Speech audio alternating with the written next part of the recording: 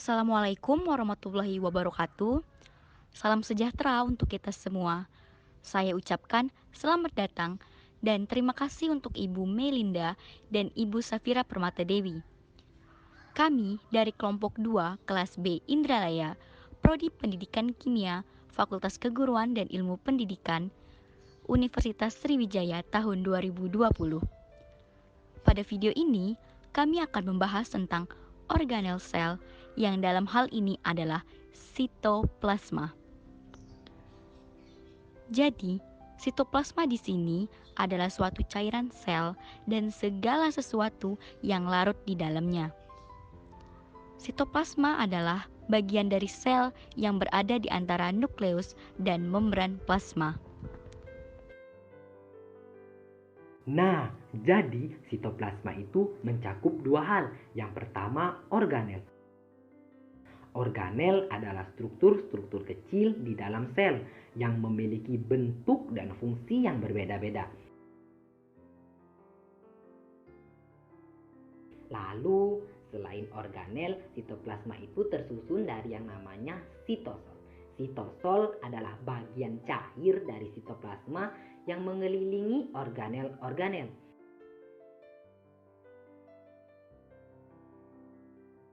Jadi jangan ketukar ya teman-teman antara sitoplasma dan sitosol.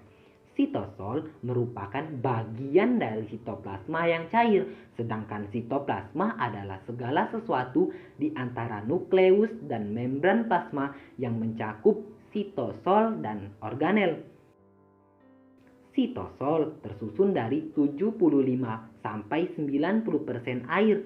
Lalu di dalam air itu terdapat zat-zat terlarut seperti protein. Protein hasil sintetis dari retikulum endoplasma. Ada juga nanti lipid atau lemak. Dan juga zat-zat sisa seperti karbon dioksida dan sebagainya. Baiklah, kita beralih ke bagian fungsi sitosol. Sitosol berfungsi sebagai tempat terjadinya reaksi kimia pada sel. Salah satu contoh reaksinya adalah reaksi glikolisis. Apa itu glikolisis? Glikolisis adalah suatu reaksi pemecahan satu molekul gula menjadi energi. Energi dalam bentuk apa? Energi dalam bentuk ATP, adenosin trifosfat. Di dalam sitosol terdapat yang namanya sitoskeleton. Apa itu sitoskeleton? Sitoskeleton adalah filamen-filamen protein yang menyebar pada sitosol. Filamennya berbentuk seperti apa? Filamennya berbentuk seperti serabut halus dan panjang. Dapat diilustrasikan seperti benang jahit. Berikut adalah contoh gambar dari sitoskeleton dalam sel. Fungsi dari sitoskeleton ini memberikan bentuk pada sel, layaknya tulang yang memberikan bentuk pada tubuh kita.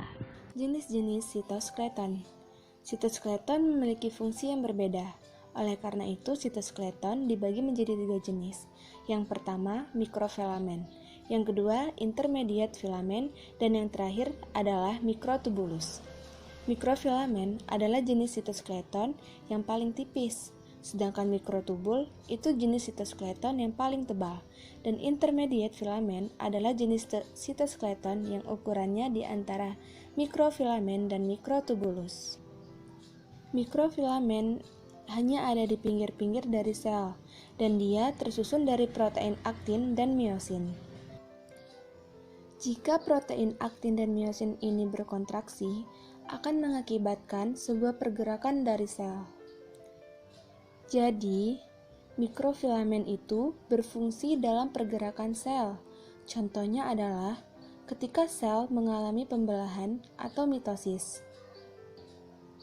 Ada bagian dari satu sel itu yang jadi radang cekung ke dalam.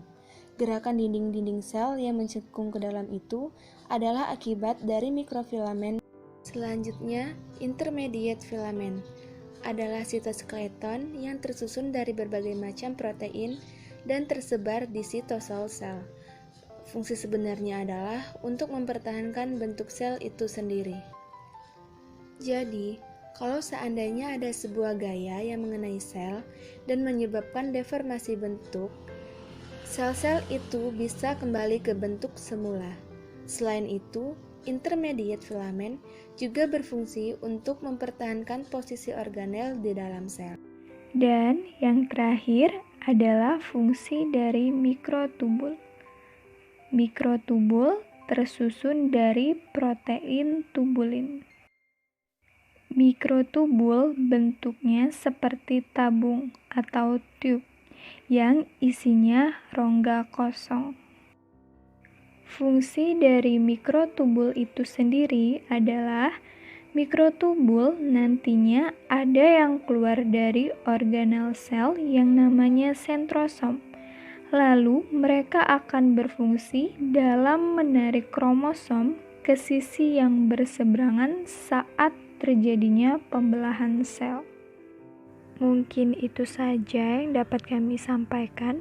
Semoga ilmu yang kami berikan dapat bermanfaat bagi kita semua. Terima kasih.